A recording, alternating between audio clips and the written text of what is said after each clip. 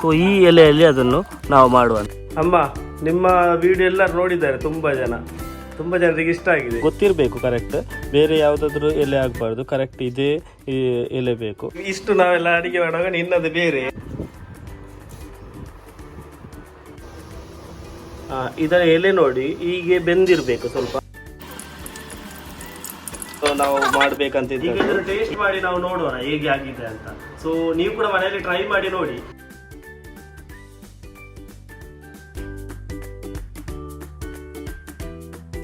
So ಈ ಎಲೆಯಲ್ಲಿ ಅದನ್ನು ನಾವು ಮಾಡುವ.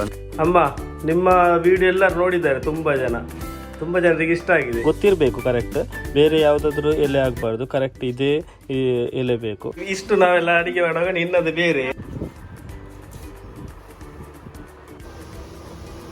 ಇದರ ಎಲೆ ನೋಡಿ ಹೀಗೆ